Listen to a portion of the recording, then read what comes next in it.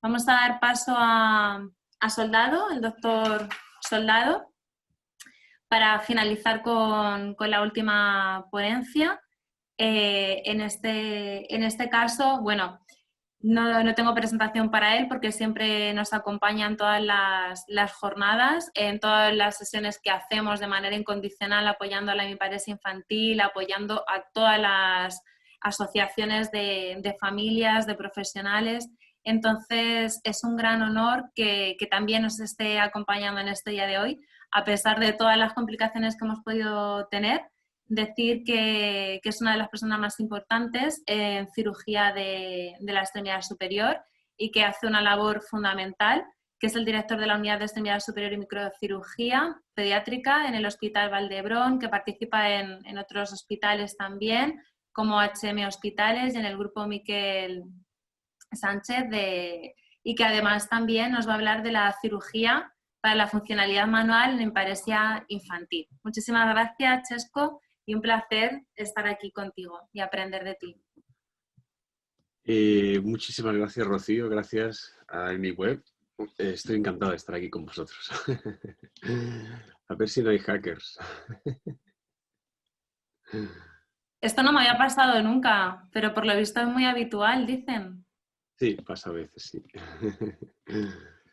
Vale, pues voy a compartir esto. Vale, pues básicamente van a ser conceptos, pero también habrá algunas imágenes de quirófano, etcétera, para que la audiencia no se duerma.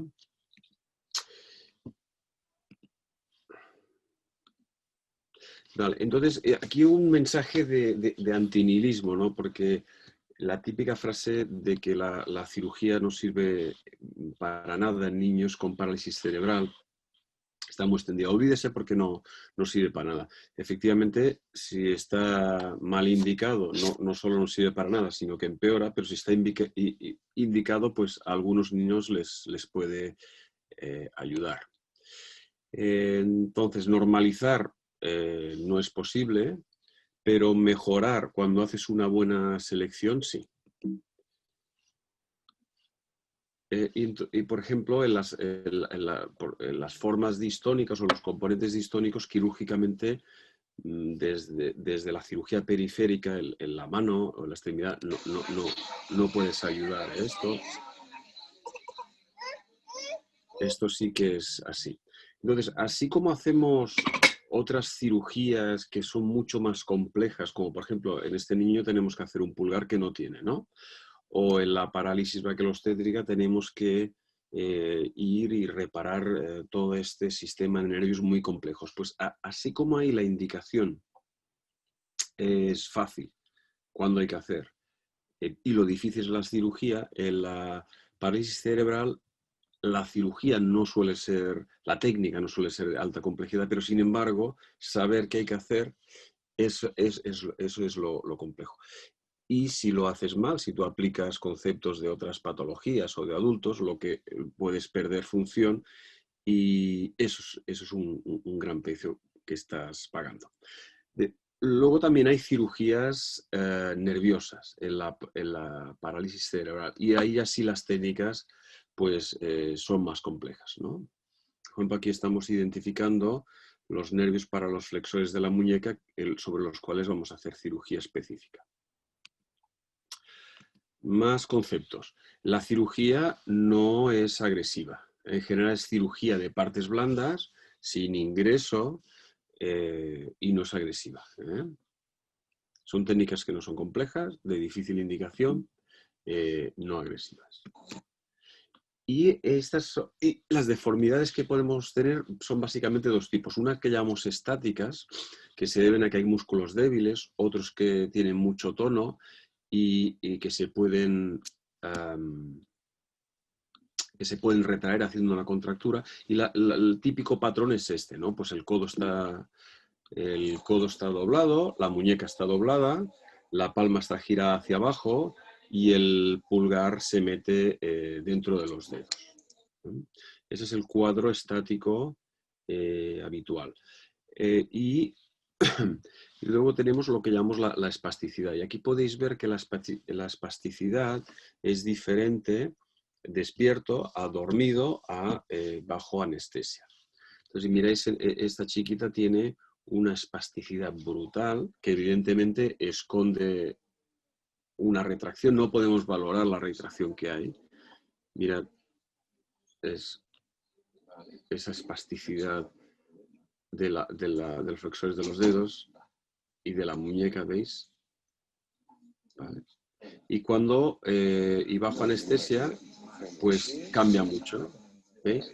Ahí vemos qué parte era espasticidad y qué parte es retracción de la musculatura. Vale, primero aquí. Pero luego tenemos también deformidades dinámicas, es decir, son posturas que se adquieren, que son esfuerzo dependiente, es decir, si subes escaleras, cuanto más corres, etcétera, pues se hacen más marcadas, ¿no? Y, por ejemplo, muy típico en el hombro es elevar el hombro y el codo flexionarlo, pero en la mano también es, por ejemplo, muy frecuente al flexionar los dedos que el pulgar se interponga en la palma. Eso es lo que llamamos deformidades dinámicas y que son esfuerzo dependiente. Al final lo que tenemos es que se pierde la función, en el sentido de perder capacidad de realizar actividades de la vida diaria, bimanuales, pero también al cambiar la postura, pues hay una implicación estética y que puede tener un impacto en la autopercepción y en la autoestima. Bueno, el tratamiento quirúrgico se hace más o menos cuando los chiquitos pueden empezar a participar. Aunque según la técnica pues se podría hacer antes o después, ¿no? Y más o menos a los 5 o 6 años. Se pretende que sea definitivo y se pretende solucionar todos los problemas de todas las deformidades de una vez. Y lo de multidisciplinar está muy bien, ¿eh? Yo entiendo, porque claro, muchos niños, un 20% tienen epilepsia, hay otros problemas generales y tal, pero si estamos hablando de la función, yo diría que es bidisciplinar, que es el cirujano que va a hacer una acción que es puntual y definitiva, y el terapeuta de la mano, que es el que lo conoce, el que lo está entrenando antes y el que lo va a seguir y el que lo va a entrenar después. Entonces, en la reconstrucción de la función de la extremidad,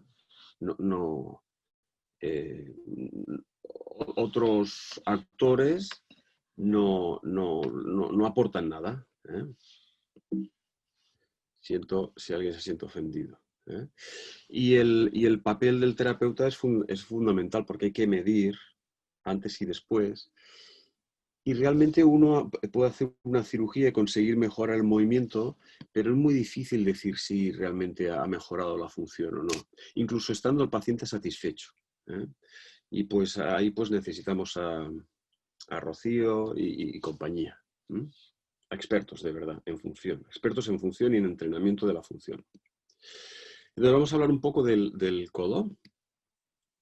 Ya habéis visto un poco estas deformidades dinámicas. Fijaos aquí, al subir a esta velocidad, cuánto flexiona el codo izquierdo, y si lo hacemos a una velocidad más rápida, pues se flexiona más, ¿no?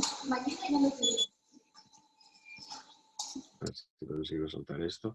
Tanto en la estática como en la dinámica, en el codo, básicamente lo que se hace es cortar el braquiorradial y cortar la fascia de un músculo que se llama braquial. Este músculo que veis aquí, a través de estas pequeñas incisiones, el brachioradialis, que se corta, con lo cual se alarga, y a través de la misma incisión podemos alargar otro músculo. Fijaos que es un gesto muy poco agresivo. Pero en la espasticidad del codo tenemos una técnica que funciona muy bien. Luego comentaremos cuál es dónde tenemos que ir idealmente para tratar la espasticidad. Pero si vamos al codo y cogemos los nervios, aquí veis nervios que vienen de un nervio que se llama músculo cutáneo, que van al bíceps y aquí al braquial, Si cogemos estos nervios y le quitamos el 70% del volumen del nervio, lo que conseguimos es, como rompemos el circuito con los usos neuromusculares, que son los que regulan el tono muscular, y no se reinervan, pero sí se reinervan las fibras musculares, pues mantenemos la fuerza y bajamos el tono. Entonces aquí tenemos un vídeo. Fijaos que yo estoy haciendo mucha fuerza. Aquí hay es un tono de los flexores muy importante. Fijaos que con anestesia aquí abajo, fijaos como prácticamente no hay retracción. Y entonces en este paciente se le hicieron otras cosas, claro.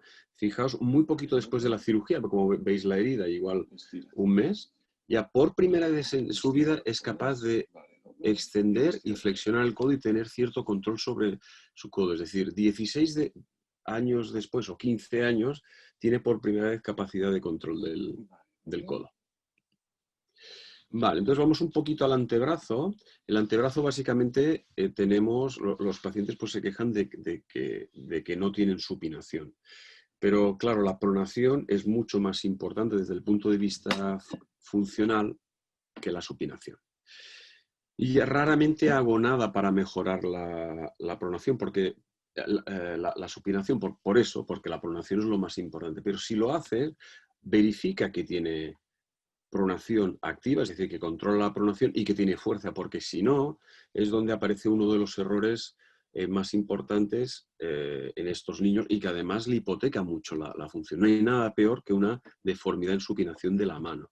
Por ejemplo, a este chiquito pues, le hicieron técnicas de adulto y entonces quedó con una deformidad en supinación. Supina completo, ¿veis? Pero prona menos 10. Y entonces, claro, perdió función. Bien, entonces como técnicas hay varias, básicamente lo que hace es alargar los pronadores, pero ya repito, prácticamente no hago estas, no es un objetivo de mis cirugías. Entonces aquí hago un intervalo y decir que con el doctor Jorge Nor, que es el mejor traumatólogo infantil desde mi punto de vista y con un conocimiento brutal de la espasticidad en las extremidades inferiores, y yo pues tenemos esto que es la clínica solidaria de parálisis cerebral, que básicamente los pacientes que por la vía privada quieren venir a nosotros, pero que no tienen recursos económicos, pues los vemos y los operamos también. Sí. Y os dejo el teléfono de Jordi Martínez, que es nuestro supervisor, y si le enviáis un WhatsApp os puede organizar la visita si queréis. En este caso todo en Barcelona, porque como tenemos que coincidir los dos, pues tiene que ser en Barcelona. Por el contrario, la de parálisis braquial obstétrica puede ser en Barcelona, pero a veces me muevo a otras ciudades y ahí sí puedo ver a estos pacientes. Bien, entonces si vamos a la muñeca y la mano, la clave de la función y de la cirugía de la función es la extensión de la muñeca. Y la extensión, y sobre todo la extensión de los dedos. Entonces, cuando tenemos una muñeca caída, lo peor que nos sucede no es la pérdida de fuerza, sino que al interferir la mano con el objeto, o sea, con el campo visual, con la línea de visión, al interferir la mano entre los ojos y el objeto, pues uno pierde función, porque pierde precisión y pierde función claramente. Entonces, si nosotros mejoramos la extensión de la muñeca, vamos a mejorar la fuerza, pero sobre todo vamos a mejorar la precisión. Pero la clave de que lo podamos mejorar es la extensión de los dedos, porque si tú tienes una buena extensión de los dedos, como es este chiquita, ¿ves? Yo le extiendo la muñeca y sigue extendiéndole los dedos. Pues ahí le vamos a mejorar la extensión de la muñeca y va a estar súper satisfecha. Pero si no la tiene, y ahí está el segundo gran error que se comete, al mejorar la extensión de la muñeca, que no pueden regular, el paciente no puede regular cuánto quiere extender. Los dedos no los puede abrir y entonces pierde la adquisición que sí tenía con la mano caída. Pues al final la clave funcional de los niños es la extensión de los dedos. Niños con extensión de los dedos débiles o con espasticidad importante de los flexores de los dedos, es muy difícil mejorar su función. Entonces, algunas imágenes. La típica transferencia que se hace para extender la muñeca es un flexor de la muñeca que se llama flexor ulnar del carpo, pero es una técnica bastante mala. No voy a entrar en detalles. El que funciona muy bien es el extensor ulnar del carpo, que es este músculo de aquí que estiro de él. Si os fijáis, no es extensor, es desviador. Y entonces lo que hacemos es cambiarlo de dirección y lo convertimos en extensor. Y como es sinérgico con los extensores, la reeducación es mínima, es decir, no necesita prácticamente reeducación, lo van a integrar muy rápido, ¿eh? Y este es un ejemplo que os quería mostrar de cirugía. Bien, cuando hay espasticidad de los flexores de la muñeca, como en el codo, la hiponortización, aquello de quitar fibras que van a los, o sea, parte del nervio que va a los flexores de los dedos, funciona también, ¿eh? Fijaos aquí. Fijaos aquí que no hay extensión de muñeca.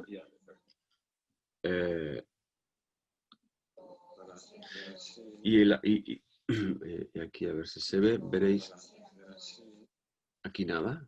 Quiero que en este vídeo... esto es dormido. Bueno, ahí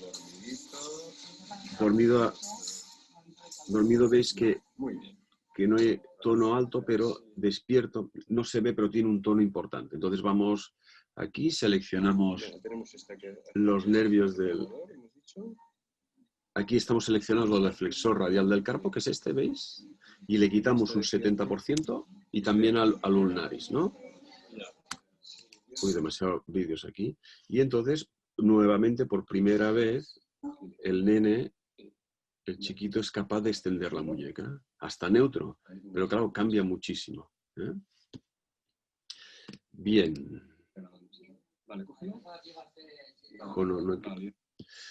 Y luego tenemos también lo que se llama el flexo dinámico de muñeca, que es chiquitos que sí tienen capacidad de extender la muñeca, pero cuando van a adquirir lo hacen con la muñeca caída, ¿eh? Es otra deformidad dinámica que es muy frecuente, que no hay nada escrito sobre eso y que alargando un músculo le podemos mejorar. Y si queréis ya, por último, pasamos al pulgar. El pulgar también es uno de esos elementos que hacen que las cirugías no obtengas la mejora que tú quieres. Pues ya, vale. Entonces, una de las cosas es la debilidad de separación del pulgar. Entonces, fijaos, este es el tendón que normalmente funciona, pero es aproximador, no separa. Entonces, lo que podemos hacer es cambiarlo de dirección, ponerlo por el lado lateral, como veis aquí, y al cambiarlo lo convertimos en separador, ¿vale? Para separar el pulgar realmente es la única opción que funciona. Las otras técnicas, que hay muchas, no funcionan muy bien. Por tanto, si este músculo funciona, con esto le podemos ayudar, si no, no. Otro problema, pues retracción muscular. Lo típico es un musculito que hay en la palma que se llama aductor y que lo podemos alargar. Y finalmente, esto que tampoco hay prácticamente nada escrito, que es el pulgar en palma dinámico, que es al flexionar los dedos, es una discinesia, una discinesia también. Cuando cierra los dedos, flexiona el pulgar. La terapia no suele funcionar, la reeducación no suele funcionar para esto. ¿Veis? Entonces, claro, quiere adquirir algún elemento y se le interpone el pulgar. Eso es un problema funcional, que no funciona la terapia. Las cirugías de partes blandas no funcionan. Alargar músculos, cambiar tendones, no funcionan. Entonces, hasta ahora lo que hacía era pues fusionar la articulación que peor contribuía. Pero sigue siendo insuficiente. Y ya recientemente he descubierto algo muy sencillo para estos chiquitos, que es simplemente sacar el pulgar extendiéndolo con una osteoclasia o osteotomía, es decir, doblar el hueso hacia afuera. Entonces, doblando el hueso hacia afuera y limitando lo que se mete en la palma, que estos niños, si normalmente metiendo el pulgar hacia adentro llegas al segundo dedo, a la primera comisura, estos, cuando lo metes hacia el dedo, apuntan al meñique. Pues simplemente haciendo esto, tan sencillo quirúrgicamente y tan sencillo en el posoperatorio, pues bingo, mira esta chiquita lo mismo, creo que la hemos visto antes. Fijaos ahora que ya no, el pulgar ya no se mete debajo de los dedos, la chiquita que hemos visto antes. También tiene un rerouting del extensor pollicis longus y preserva la pinza laterolateral, porque al final la posición y la pinza de posición no es un objetivo la palabra no es fiable, no es un objetivo lógico en estos pacientes, pero la laterolateral sí, y es lo que tenemos. ¿Y qué más? Vale, entonces aquí este chiquito, es un chiquito de hace muchos años, pues que el que hemos visto antes, pues le hemos heexo diferentes cirugías. En aquel momento, unas que ahora lo haría de manera diferente. Y entonces mejora la extensión de la muñeca, el flexo de codo, la separación del pulgar, etc. Pero al final, él lo que más satisfacción le da es que al caminar tiene una marcha más natural.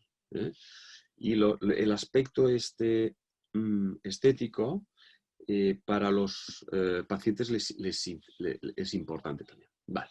Y entonces hemos dicho, realmente la espasticidad, la cirugía real de la espasticidad debería ser yendo a los nervios a nivel del cuello, a las raicillas posteriores.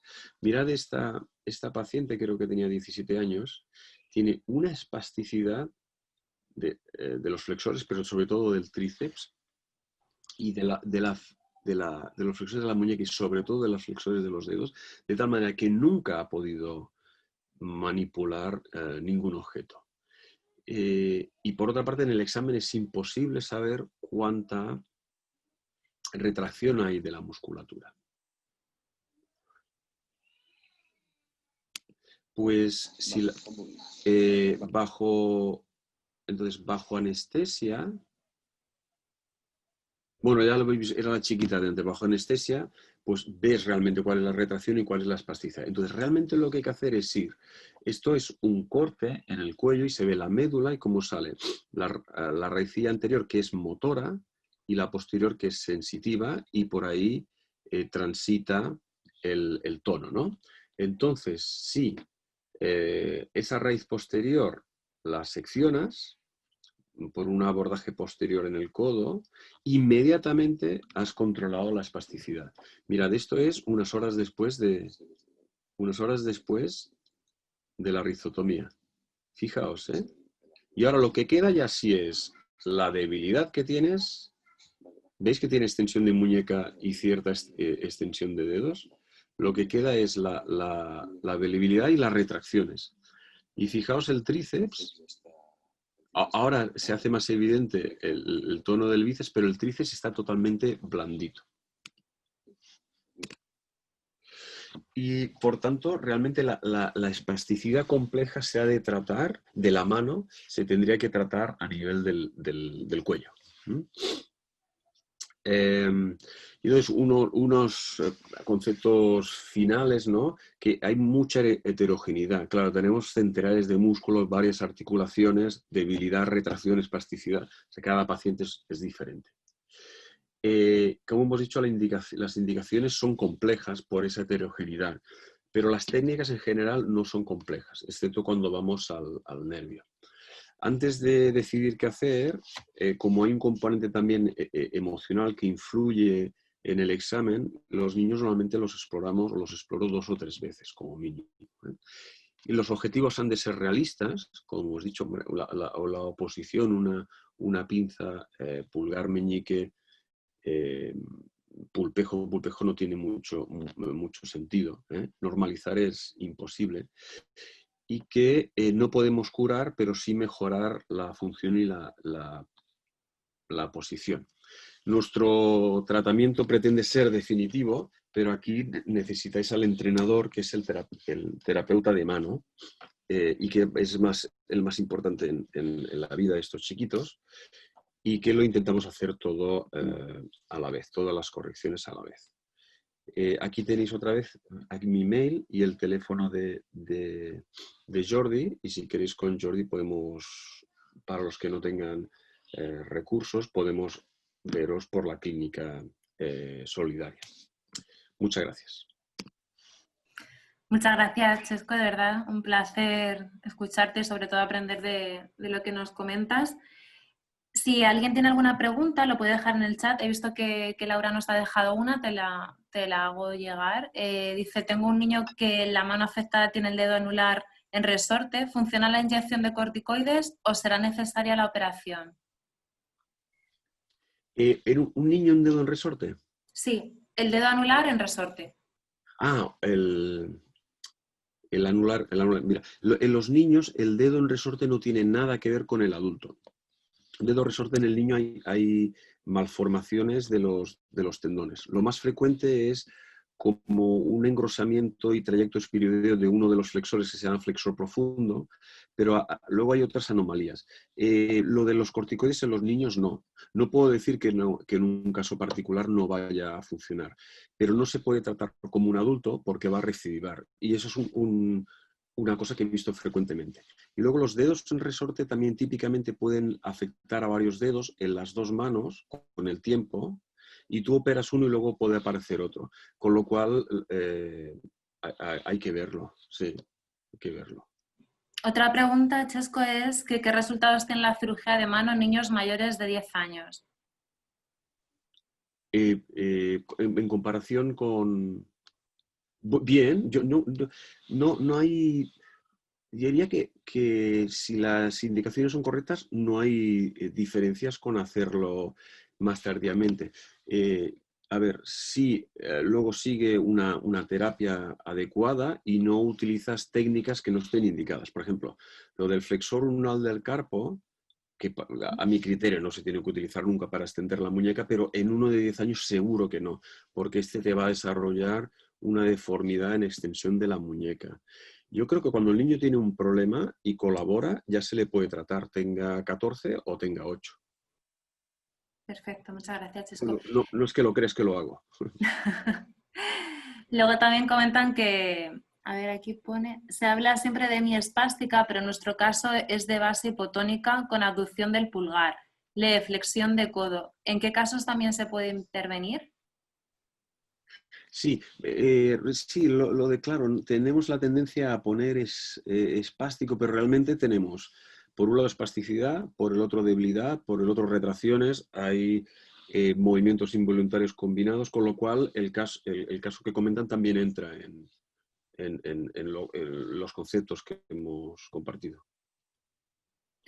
Luego pone, Claudia comenta que se podría enviarte un vídeo corto de un paciente para saber tu opinión. Otros también comentan que se va a seguir por Valencia. Si Salir a Toledo. si es para, digamos, espasticidad, digamos así globalmente, o para problemas de parálisis y tal, yo creo que lo mejor es verlo en conjunto, evaluar todo con NOR. Y luego las clínicas solidarias que hago de parálisis braquialocéntrica están en internet, lo podéis encontrar. Si queréis venir, aunque sea no sea una parálisis braquialocéntrica, para que evalúe solo la extremidad superior, porque de inferior no tengo ni idea, yo encantado, ningún problema. Encantado. Perfecto. La verdad que yo sí que iré. Espero que vengas aquí mejor a Toledo a traerte, que será estupendo. Si alguien tiene alguna pregunta que quiera hacerle al doctor Soldado antes de que culminemos la jornada. Nada, de momento nada. Bueno, Chesco, muchísimas gracias de verdad por acompañarnos una vez más, que ha sido un verdadero placer, que espero que este año sea un año más productivo en conjunto, ¿no? Para hacer cosas. Que sí, bueno, gracias como profesional también por todas las iniciativas que tienes y que compartes con nosotros y que ayudas a muchísimas familias. La verdad que es un placer tenerte cerca. Muchísimas gracias a todos los asistentes de la jornada, a EmiWeb, por permitirme una vez más el poder compartir mi pasión por la extremidad superior, por la hiparesia, por las familias, los niños, en estas iniciativas Ascensión, para ayudarme y estar siempre a mi lado. A todos los profesionales, familias que nos seguís,